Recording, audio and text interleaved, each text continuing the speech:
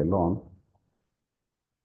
Yeah, but it's like the time is being dragged longer, and I think we just have to start so that others can join us along the way, so that I won't spend the whole evening here. We are supposed to take two topics this evening. For some unforeseen circumstances, the other presenter will not be able to take content tomorrow. So we have just one presentation this evening, which is neonatal life support, which is going to be taken by Dr. Ishaku Hassan. Ishaku Hassan is a consultant pediatrician with Federal Medical Center, Jalingo. This topic will be so much wonderful if we are having a physical, training for demonstration of some physical science. But we hope that one of these days when we'll be having physical meeting, we can do the practical demonstration of those support for the neonates while we take the theory today.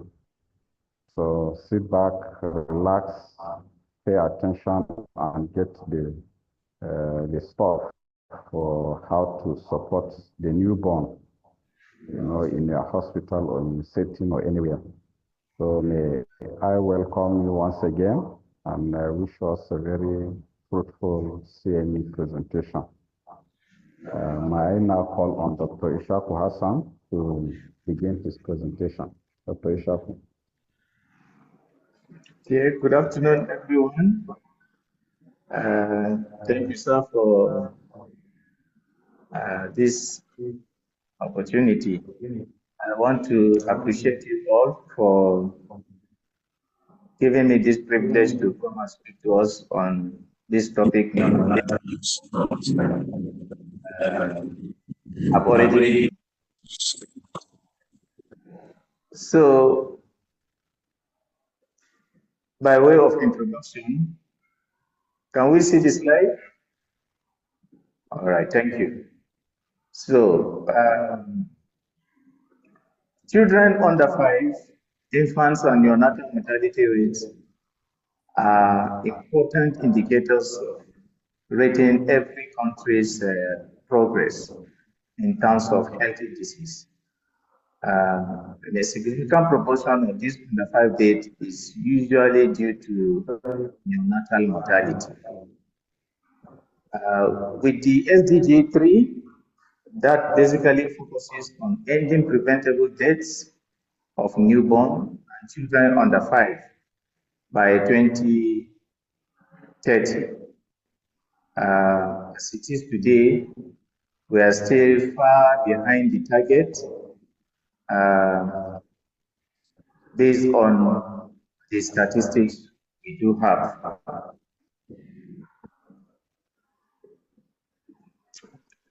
Of infants' mortality deaths, neonatal mortality contributes to a third of all infant deaths that we have. And again, of all the neonatal mortalities, 2/3 again usually will die within the first week of life. Among those that will die within the first week of life, 40% will die within the first 24 hours. In the developing nations, we generally contribute to 98% of all mortalities, or neonatal mortalities. That is to say that only 2% neonatal mortality is seen among the developed nations. Unfortunately, Nigeria happens to be the leading country globally with the total number of under 5 mortality. That does not exclude even maternal mortality. In fact, Nigeria, globally, we contribute to barely 1 to 2% of the global population. However, Nigeria contributes beyond 10% of total maternal and under 5 mortality. That is so devastating thing to hear. Currently, based on the DHSN, under 5 mortality is 110, and neonatal mortality rate is 41 per 1,000 live deaths.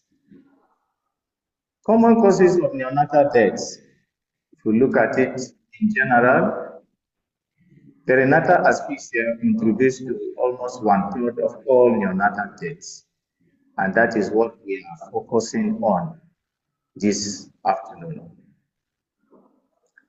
There are various interventions provided by the WHO for the survival of the newborn.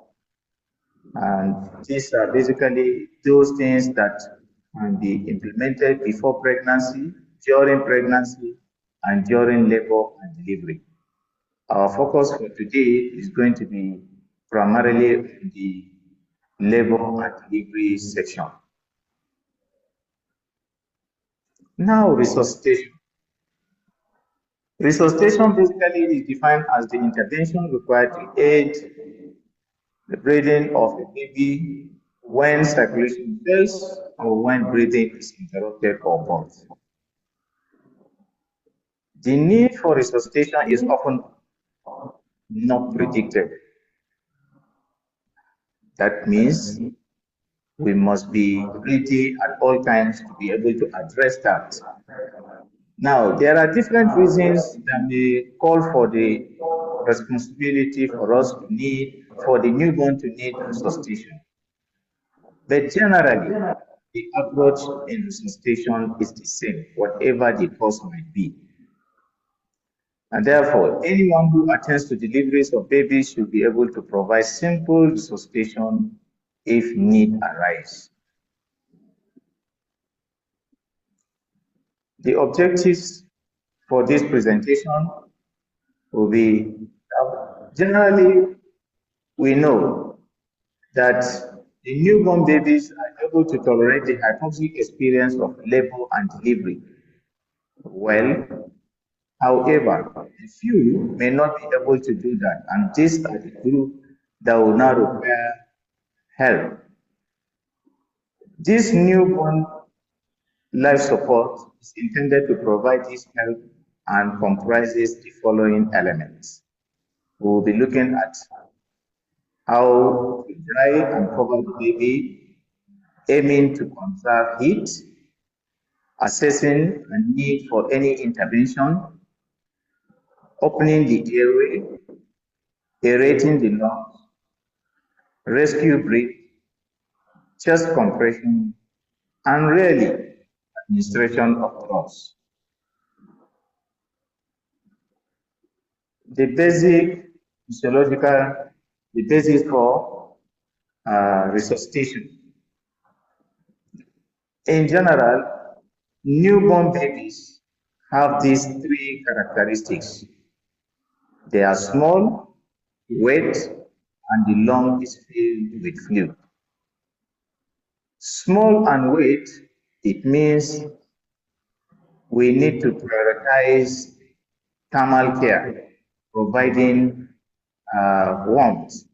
As such, a newborn baby, what they will need from us is to dry and cover the baby. Now, when we talk of dry, you can see I'm not talking about cleaning. We are talking about drying the baby. Now, dry, it means we need at least 2 towels, dry towels, preferably pre-warmed, depending on the situation where we find ourselves. But we are talking to health workers, we are talking to doctors, so we believe that the standards should be obtainable here. So we need a pre-warmed 2 towels. First towel is to dry the baby, just to dry. We are not cleaning, so there is no room for use of olive oil, trying to clean the Vinis caseosa. That is actually what is even needed, because nature has provided that physiological need for the baby so that once it melts away, it's able to protect the skin of the newborn, provide warmth, and also help in moisturizing the skin. Now, for the lung that is filled with this amniotic fluid, because when the fetus is still in utero, they only mimic breathing, but not that they are having active breathing.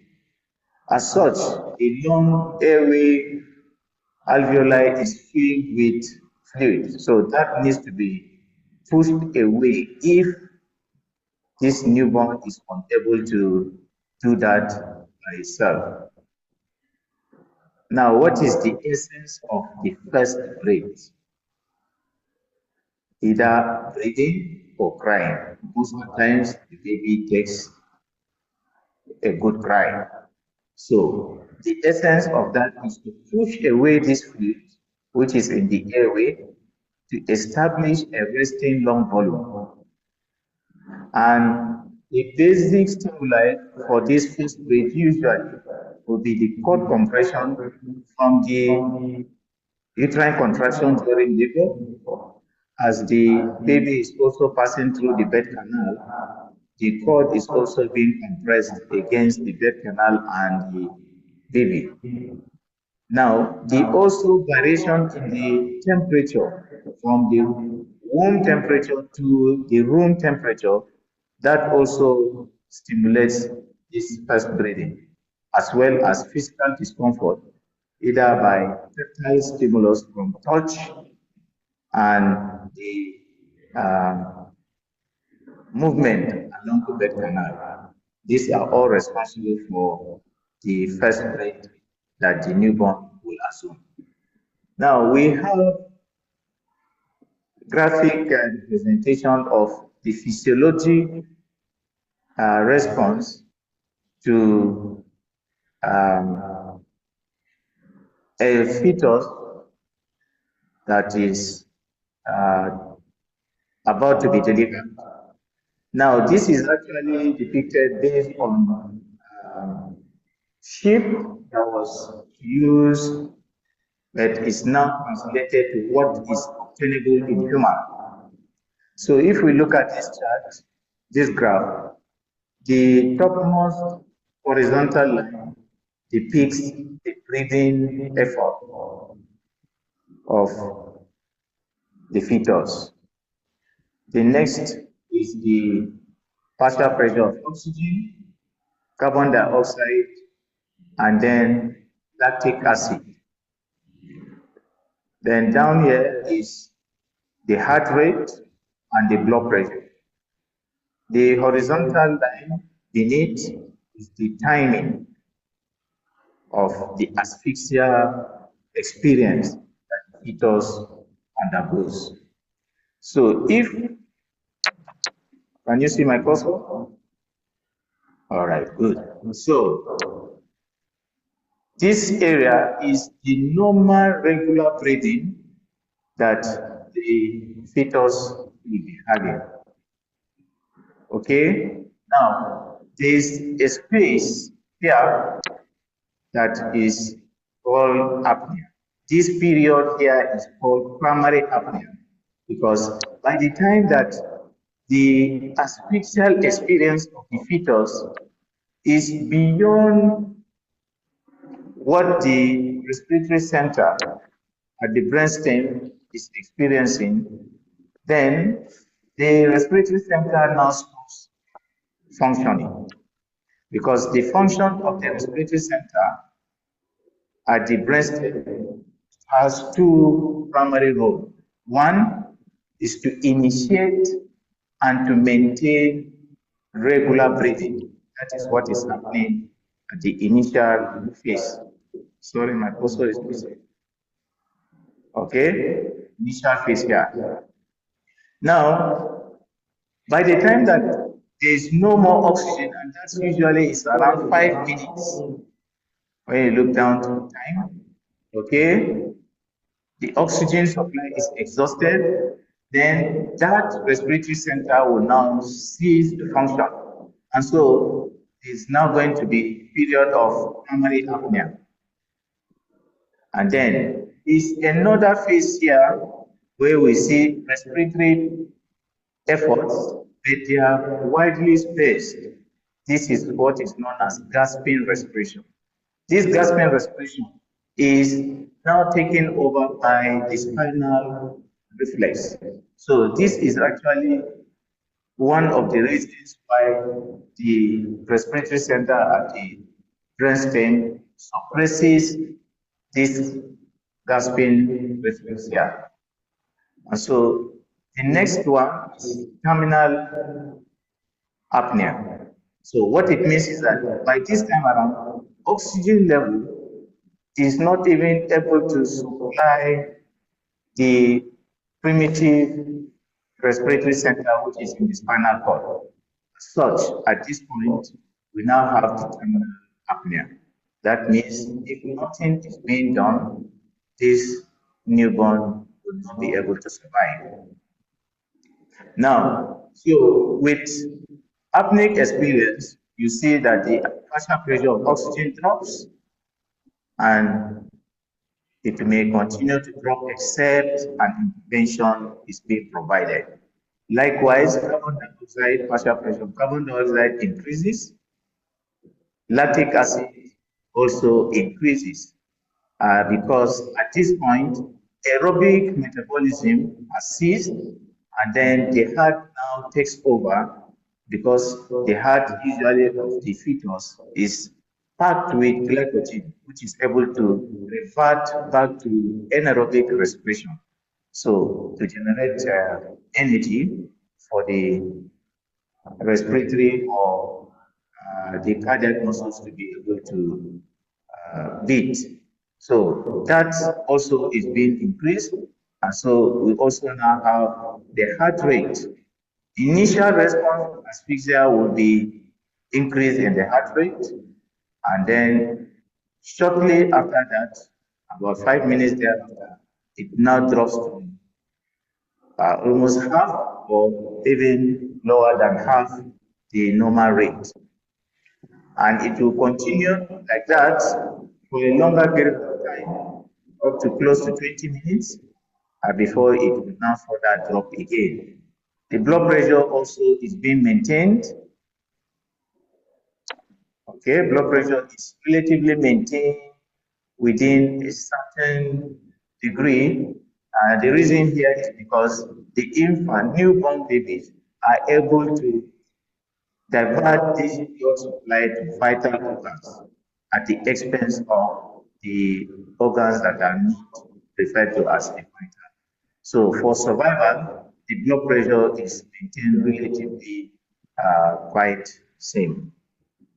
So now if we assume that a newborn baby is delivered during this primary apnea period, okay, and nothing is being done, we will now realize that this baby is able to resuscitate itself because of this gasping rate. So the baby is able to gasp, then the little air that the baby is able to breathe in will be able to give oxygenation to the heart, and then the heart rate now becomes regular. Respiration may also be regular. So at this point, this baby is said to have self-resuscitating baby. Now, if this baby is delivered also during the gasping period, the same experience we have here is going to also be a self-resuscitating baby. Now, if for any reason the baby is delivered during terminal apnea, Microsoft. All right, so during terminal apnea, we will now see that this baby will not be able to self-resuscitate itself. The reason is because the gasping respiration is no longer there. So that means this baby will now need resuscitation. So how do we go about that? We'll talk more on that in different stages of that. So generally, there will be need for us to inflate the lung, continue with ventilation breaths. And there might be need for us to give chest compression if the heart rate is less than 60 beats per minute. Okay, and then finally, there might be need for us to administer drug, which is very rare. Now, what are the basic equipment needed for neonatal life support delivery? We need all the following: a timer, towel, which is warm, transparent bags. This is particularly used for those preterm babies that are born less than 32 weeks gestation. For them, we don't necessarily need to dry the baby. Rather, we just while they are still wet inside a transparent bag and keep them under radiant a firm, stable surface where the newborn is going to be resuscitated. Air and oxygen supply, bag and mask, girdle airways, and the tracheal tube and the rest. These are all things that may be needed. Now, how do we prepare for delivery? Generally, you need to introduce yourself to the parent. You review the obstetric notes and know what you actually going to meet. Are we expecting between gestation triplets, term gestation, or preterm delivery? There might also be the advantage to have information about whether this child or this oncoming baby is having some congenital malformations, especially those that involve craniofacial malformations, because those are the ones that will usually interfere with our resuscitation. Wash your hands, put on your gloves, and then make sure that the heater is on. Make sure that the environment is kept crowd-free, so all doors and windows are shut, and then all the other equipments are also functional. Now, these are different mix of resuscitation. In our different facilities, we may have something similar to this or close to this that is being displayed here. Now, so what is the first thing to do at the delivery of the baby? You start the clock. So a timer is very necessary, and this is going to help us in assessing the level of resuscitation and be able to also prognosticate this newborn baby. So the next thing is to dry and cover the baby. So we've already talked about not cleaning, but drying and keeping the baby warm. So when we dry, we discard the wet towel and then use the second dry towel to wrap to cover the newborn. Then the next thing is to assess. What are those things that we need to assess? The aqua scoring. Let's a quick one is to look at the color. Simultaneously, you can be able to do that. Look at the tone. This color, usually, commonly, they will be delivered blue, but immediately they are able to turn pink. The tone, is it a good tone? Usually, good tone will be that the baby is born with flexed limbs and is able to also kick into the air. The breathing, is it regular? Heart rate, is it fast? Anything beyond 100 beats per minute is good. You also ask yourself, do you need help? It's a very important question. Okay? Because you may get to a point where you may not be able to get the help, and at that time, looking for help might be very late. So let's look at the scenario. The baby is born, blue initially, immediately turns pink, has a good tone, is breathing regularly, and has a fast heart rate. Basically, what this baby needs is to dry, cover the baby, and hand over this baby to the mother. to initiate breastfeeding. That is a baby that does not need resuscitation. What they just need basically is to dry and cover them. Second baby is born blue, has a moderate tone, breathing is inadequate, and has a slow heartbeat. Such baby will require the initial intervention, dry and cover. Then we need to open the airway because this baby is not able to breathe well. We said is having inadequate breathing. So we need to open the airway. How do we open the airway? The maneuvers that we need to do in opening the airway is very simple, is to lay the baby on their back on the flat surface that we have provided. Okay? And ensure that the head and neck is in neutral position, that is sniffing position. Okay, such that the face of the baby is parallel to the floor. That you are able to achieve. In most cases, babies are also born with a little bit prominent oxygen. So that may a little bit be a problem because that may also give them a little flexion of the neck, so that causing airway obstruction. So something simple that can also be done is to get a small towel, hold it to a thickness of about 2 to 3 centimeters thick, and place it under the shoulder. That will help in achieving this neutral position that we are talking about.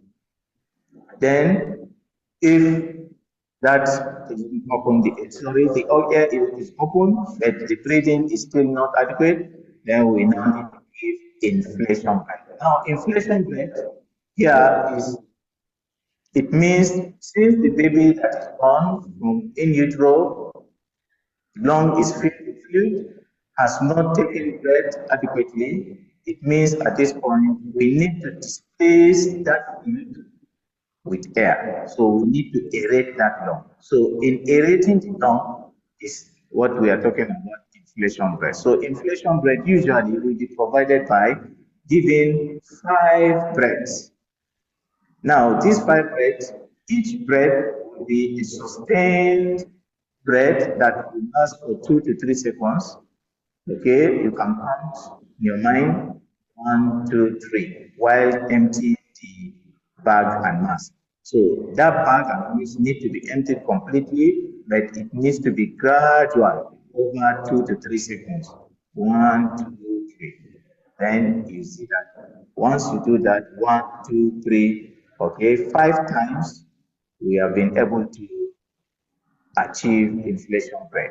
If you now see chest movement with the inflation rate. If there is no chest movement with the inflation rate, it means you have not been able to inflate that lung. That means that lung is still filled with fluid.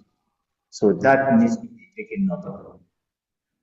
Now, the next scenario, baby is born blue or pale, is floppy, not breathing, and the heart rate is low or very slow.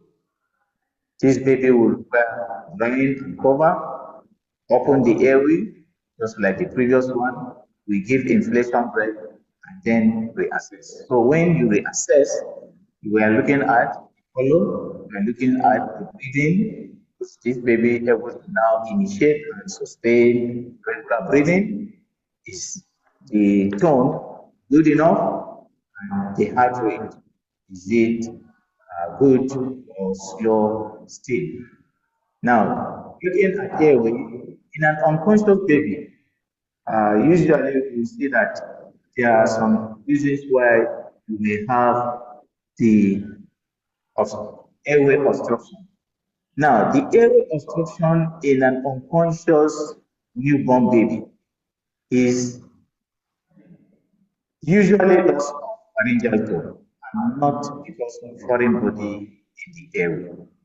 Now, this pharyngeal tone causing airway obstruction could either be because of the tongue falling back and obstructing the airway or the posterior pharynx has collapsed. And so, it is of note that we take here that the airway opening here is by positioning and not suctioning. So our regular practice, commonly especially midwives these days, tend to suction babies, okay, for unknown reason, just routine. That practice is not recommended at all. So positioning is the key in opening the airway. Now, airway breathing, still continue. Hold the head in neutral position, sleeping position, ensuring that the face of the baby is parallel to the floor. Consider jaw thrust and give inflation breath. Now, jaw thrust, that is another maneuver that peradventure the neutral position is not able to achieve adequate air opening. So if the airway opening is not sufficiently achieved by positioning, then jaw thrust is for us to be able to have a lift of the jaw. So the three, that's middle ring and the little finger at the angle of the jaw, and then the tongue at the maximum, you now push the jaw upward to displace the tongue commonly that has fallen into the airway. In some few cases, you may have cardiac airway. So you could say that there was mention of cardiac airway, that's the oropharyngeal tube. That can also be used to place and then secure the airway. Inflation breath, we defined it before, said is 5 breaths, each sustained for 2 to 3 seconds at a pressure of 30 centimeters of water. Now, this pressure of 30 centimeters of water is adequate for a term newborn. For preterm babies, we use a pressure of 20 to 25 centimeters of water. The pressure is usually documented at the bag and mass. So that means the bag and mass needs to be checked. What is the pressure that is able to generate? Now, 95% of babies for whom health is poor will recover within a minute or two once air enters the lung. So, majority of babies will actually sustain themselves. But for those that require resuscitation, this simple maneuver of airway opening and inflation breath, that will be able to achieve the most that they need.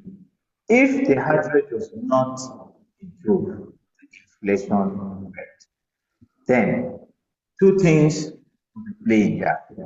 Is it that we have not been able to inflate the lungs adequately, or the heart needs help to respond? Now, how do we differentiate between these two? Now, differentiating between these two is that if we are unable to inflate the lung, that means with each inflation breath, there will be no chest movement. Once there is a chest movement with the inflation breath, then it is certain that we'll be able to inflate that lung, displacing that amniotic fluid inside the lung with now air. So the lung is aerated. However, if there's no movement, it means we still need to go back to the airway and then redo the inflation rate. So if lungs are being inflated, then the chest movement will be seen. If the chest is not moving, the lungs are not being inflated. All right, so we need to go back to airway and breathing. Now, what of if the heart rate has increased and is now above 100 beats per minute, but the baby is still not breathing? Okay, so for such babies, what it means is that this time around, been able to achieve a rating that long, but we still need to continue with what is known as ventilation breath. This ventilation breath is giving a faster breathing, okay, usually within a range of 30 to 40 cycles per minute. So you aim to give this, you give that 15 times, okay, it's usually going to then we now reassess. What if the chest is moving, but the heart is still slow? If the chest is moving, we are giving ventilation breath, but the heart rate is slow. That means we need to now consider chest compression. But we need consider chest compression if the heart rate is less than 60 beats per minute. If it is beyond 60 beats per minute, continue with your ventilation breath. The heart will be able to beat. The essence of this chest compression is because that lung that has been able to irrigate, the blood that is within that lung is now oxygenated, but the heart is unable to pump to be able to now supply the brain, which is the respiratory center to get oxygenated. And so we need to kickstart this heart by chest compression such that we push the oxygenated air that is inside the lung into the coronary artery supplying the heart, and that kickstarts the heart. Once the heart is started, then we will not have any challenge anymore with that. Now we need to reassess, and then so what is it that we are now reassessing? Has the heart rate improved? If the heart rate has improved, then we said heart rate has improved, but breathing is still irregular. Continue with ventilation breath. So, even at a rate of 30 breaths per minute, that will be sufficient to resuscitate this newborn. If the heart rate has heart rate has not improved, then we need to now go back again to check our ABC. A, is it patent? If it is not patent, all that we'll be doing will be non-productive. Okay, then the chest movement. Is this chest moving with the inflation breath or even with your ventilation breath? Okay, and then check the chest compression. Very rarely, there's a need for use of. It is being said that less than 1,000 beds will require administration of drugs in the neonatal resuscitation. But generally, by the time we get to this point, it is of importance that we know that generally the prognosis is bad, and the acronym of this drug also that is being used here, you can see is MAD, is also bad. So the prognosis generally is bad. However, the use of the drug will also be determined by the obstetric history that you are able to obtain. We've said that the heart is packed with glycogen, and so when the respiration is now reversed from aerobic to anaerobic, there's going to be accumulation of lactic acid. That will now depress the heart such that the heart is not able to beat normally. So sodium bicarbonate is used at a dose of 1 to 2 millimoles per kg. If we are using 4%, that will be translated as 2 to 4 mils per kg. If the available percentage is 8.4, which in some settings, that is what is obtainable, 8.4%, it means we're going to give 1 to 2 mil per kg. Now, again, for drug administration in neonatal resuscitation, the medication has to be administered through a central line. So the central line that is quick to achieve here is umbilical catheterization. So that means we must also be skillful enough to be able to catheterize, because if we give this medication in the peripheral vein, we will not be able to achieve any importance to that, because the heart is not even beating. So how do we achieve this drug getting to the heart and to get circulated? The same thing, adrenaline.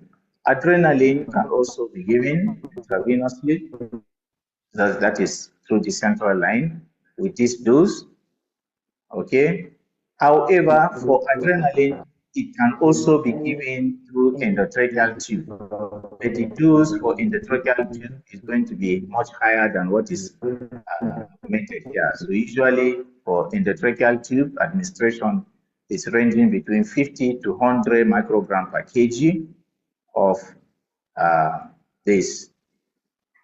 So that means it will be 0.5 to 1 mil per kg if we are using a solution of 1 is to 10,000. Now, dextrose, if there is hypoglycemia because of maybe prolonged obstructed labor, the stress that this newborn has undergone throughout this delivery process and the resuscitation itself, random blood sugar, if it shows hypoglycemia, that is less than 2.5 millimole per liter, you can give 2.5 mils per kg of 10% dextrose, and that will be able to correct the hypoglycemia.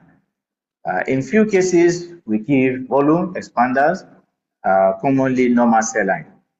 Okay, these are conditions there where maybe baby is born with abruption placenta. Commonly, those are the types that will require volume expanders, because the bleeding would have taken place from the fetal side. Now, in some few cases, based on the review, also drugs that may also be of use will be antidote to opiates. If the mother has received opiate and has depressed the respiratory center for the newborn, antidote like naloxone can also be used, but these are very rare cases that we do not so much talk much about.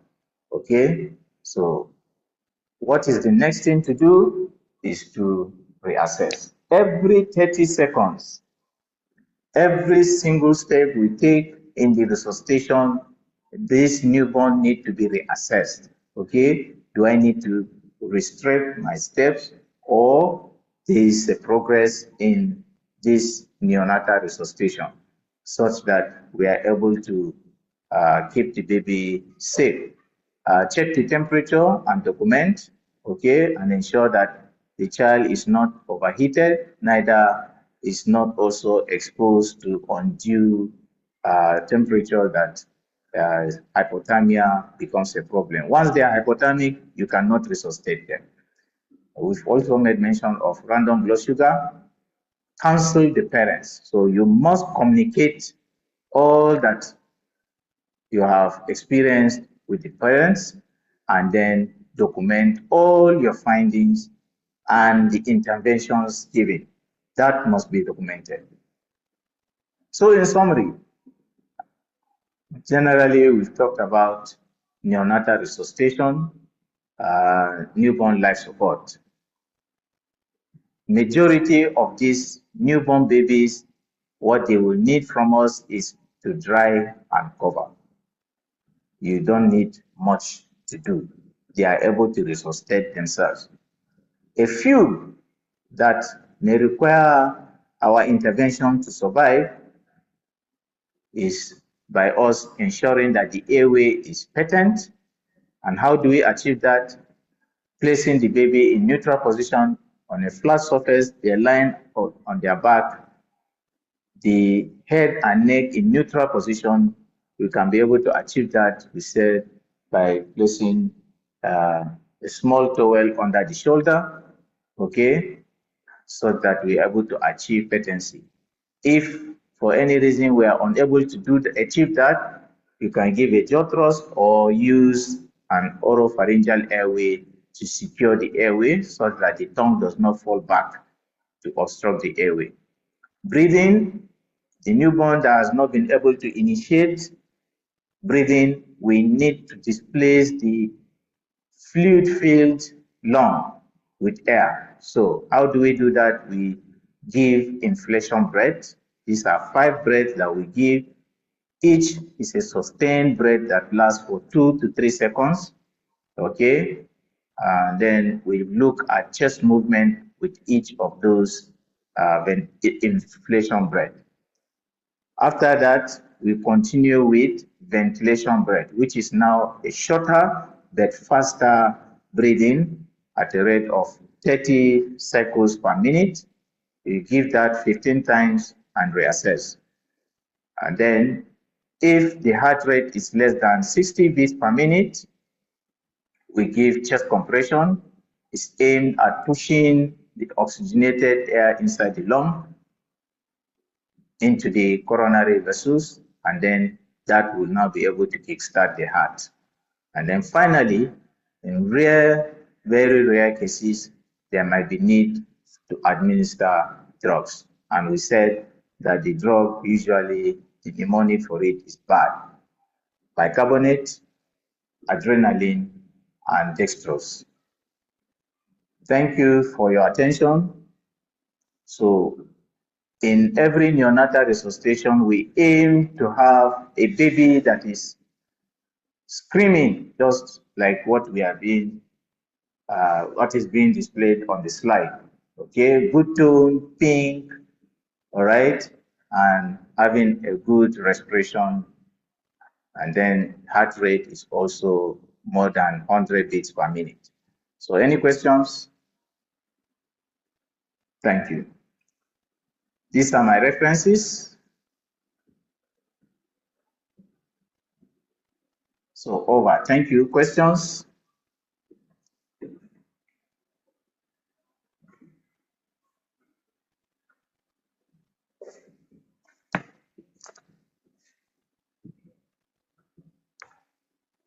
Okay, thank you, Dr.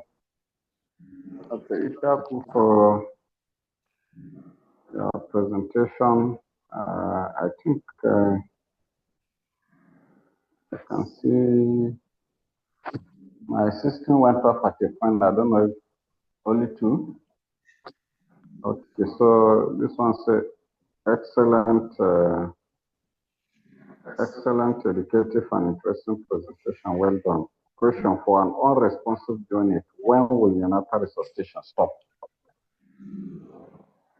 Yeah, maybe you can answer that. Okay, so thank you very much. Intentionally left that slide for it's a difficult task actually to decide when to stop resuscitating. Now, based on the European and American Society of Newborn Resuscitation, if we have an effective resuscitation, so what we are talking about, effective, all the steps that is itemized here are being followed, and yet there is no response after 10 to 20 minutes, that newborn is left. So that means the resuscitation stops at that level. But in our community, we have different challenges that might not be able to apply to this screening that we have said here, 10 to 20 minutes of resuscitation. Because the challenges might be, we may not be able to have the blended oxygen, if there's need for oxygen, random blood sugar, then finally, even the issue of use of drug. If we're able to achieve that and there's no respiratory effort, no cardiac activity, 20 minutes of effective resuscitation is adequate for us to stop resuscitating. The reason is because even if this newborn survive, the morbidity is very, very challenging. And in our kind of setting that we are not able to provide rehabilitative measures, you just see that it's a baby that is just there as a vegetable. So it's very difficult situation. However, we also made mention of discussing with the parents. So by the time we are counseling the parents, and these parents now say, whatever it is, they want this baby. Okay, they are ready to accept whatever the morbidity that may come up. Okay, and then it means we can now continue with that, and then the next step will now be that, okay, there might be need to put this newborn on a ventilator. Okay, thank you.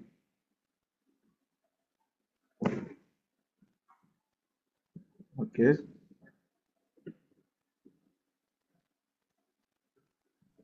Okay, so I think there's another question with regards to dead to Israel, dead to America. Okay, so if there's no ambu bag, okay, so if there's no ambu bag, it's difficult in our setting to talk about mouth-to-mouth resuscitation, but in general, in our hospitals, we must work towards having an ambu bag. That is the least minimum that is expected for our delivery rooms, and of different sizes, because we made mention of ambu bag. The pressure that is needed for a term baby is 30 centimeters of water. For preterm, it's 20 to 25 centimeters of water. Usually, one will be able to see the level on the ambu bag. It's written at the bottom of the ambu bag. So that will be able to take care of what the pressure is needed and for which infant. So for preterm, it's 20 to 25 centimeters of water. Term babies, 30 centimeters of water is recommended. The reason is because if we use a higher pressure in the preterm, the chances of trauma, okay, pneumothorax and the rest is very high when we use a higher pressure in the preterm. The bad one. Now, for each ambu bag too, you will see that even if the pressure is stated, there is what is also known as pop-up valve. At the topmost part of the neck of the ambu bag, you will see that there is an area, a button there, that usually makes a sound like that. So that is the pop-up valve. It is aimed to relieve excess pressure beyond what the bag is supposed to deliver. So if that bag is said to be having 30 centimeters of water, and paraventure is delivering beyond that, the pop-up valve will now open up to relieve the excess pressure. So that is another way to also protect the lung from trauma. Okay, you mentioned that the need for resuscitation is not predictable. Yes. Does that mean during labor signs of fetal distress can predict need for resuscitation? All right, so thank you very much. Yes, what we are talking about prediction is that for every delivery, they must have that kinds of emergency that there might be need for resuscitation. Okay, so don't just say, okay, yes, this is You're married to death. normal pregnancy. Okay. So in fact, there won't be any need for resuscitation. That's what I mean by untreated. But once the fetal that automatically says that before the delivery, you are ready for it. Okay, so we are in for resuscitation once there is fetal distress. That already has given you a clear indication. But what we are talking about unpredictable is because in general one must have high index of suspicion at every delivery, even if it is a normal delivery. Thank you. I hope that answers the question.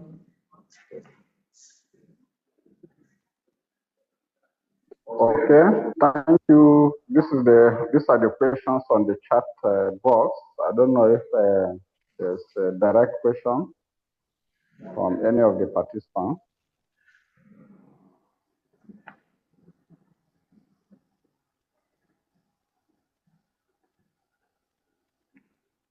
Okay, I can't see any hand up, and there's nobody that's is trying to ask any question again. Anybody that has a comment or question?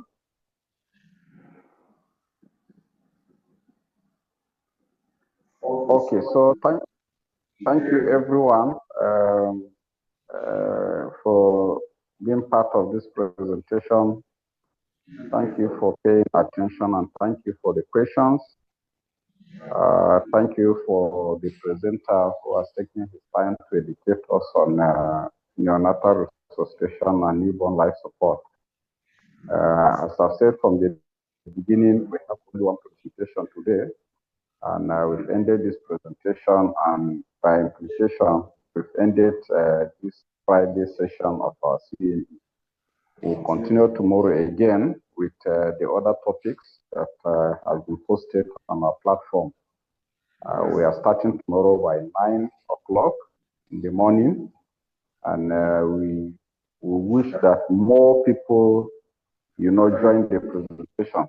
The purpose of CME is actually to update our knowledge, so that we are updated about new things, and then some of the things that we've forgotten. Unfortunately, the attendance is not encouraging. I think we can still do better tomorrow. And I encourage those of us here currently to please reach out to our colleagues and our friends so that tomorrow we'll have a larger attendance and the aim of the CME will be achieved. So once again, I want to thank our ICT team for making this session teach-free, audible, and it's very clear. Yeah, so more grace to your elbow, Dr. Bright, for being a wonderful ICT for the NMA. Once again, thank you everybody for being here, and we end it here. We'll see you tomorrow. Wish you a happy weekend. Thank you. Thank you, sir.